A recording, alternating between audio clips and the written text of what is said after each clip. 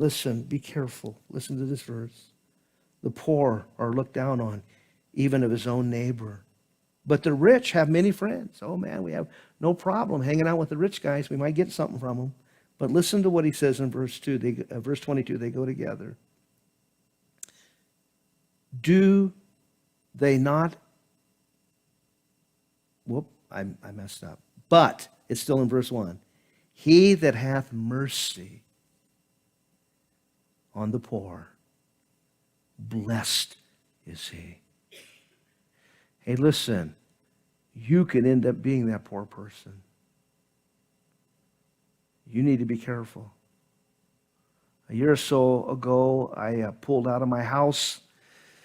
On the way to church, I had an appointment. I was a little late for a counseling appointment, and I was in a hurry. I had gotten a phone call that morning, and I was trying to deal with the counseling on the phone and trying to get to the church to do counseling. And as I pulled out of my driveway, I saw this truck with the hood up pulled over to the side of the road, just outside on the road by my house, and there was an older lady and a younger man sitting beside it, and I could tell they had a flat tire. And I whizzed right on by because I had an appointment, and the Lord convicted me. What are you doing? But Lord, I got to get to the church. And I got this appointment, and I don't want to look like a flake, and these people are expecting me to be there, and I'm already running late. I didn't have it, and I had all the excuses, and the Lord said, listen, there's no excuse for that. And so I made a deal with the Lord. I said, Lord, if they're still there when I get back, as soon as I'm done with the counseling appointment and stuff, I'll come home for lunch, and if they're still there, I'll deal with it. And so when I got back, they were still there. And so I pulled over, and I found out they had a flat tire. They were out of gas. They were traveling from Oregon down to Southern California. They had a job, and they just happened to come by my house and break down. And he said, I have a spare. And I looked at his spare, and it was flat. But he said, it will hold air for a little while. Do you have an air compressor? And I said, yeah, I have an air compressor. So I rolled the tire into my truck. I took it to my house. I aired it up. I brought a gas can back with me. I filled it up, and I said, please follow me to the gas station. And I'll get this taken care of. So I went down to Scott Cook where he worked, and he was at the time he was working at a Chevron station downtown.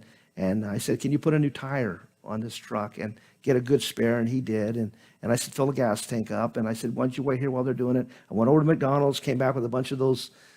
I'm going to tell you, I like them, but the dollar burgers, you know, the ones you get. I bought a bunch of cheeseburgers and some French fries and a couple Cokes. And I said, here, you guys need something to eat.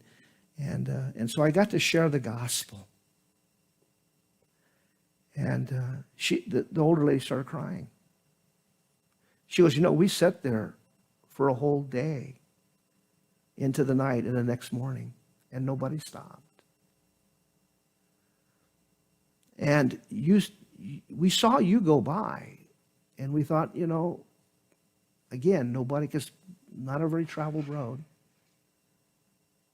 But you came back. And I said, well, that's the Lord. And you fed us. You gave us gas. And I think at that time I even gave them the gas can and filled it up just in case they ran out to get to where they were going.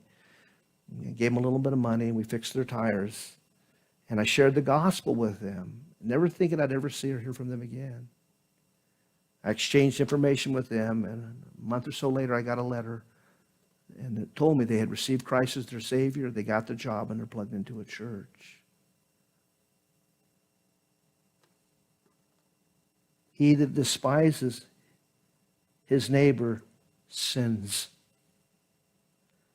But he that has mercy on the poor, well, blessed is he. And I'm going to tell you, I was blessed just to hear that.